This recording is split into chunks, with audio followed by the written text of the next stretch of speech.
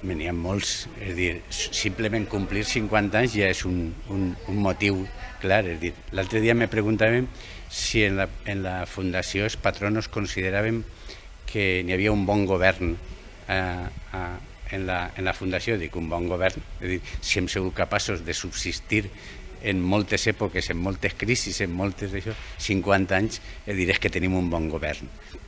I sobretot és que en l'Horta Sud, en Torrent primer i en l'Horta Sud després, és a dir, hem vist que n'hi ha una societat civil organitzada amb moltes ganes de fer coses, amb molta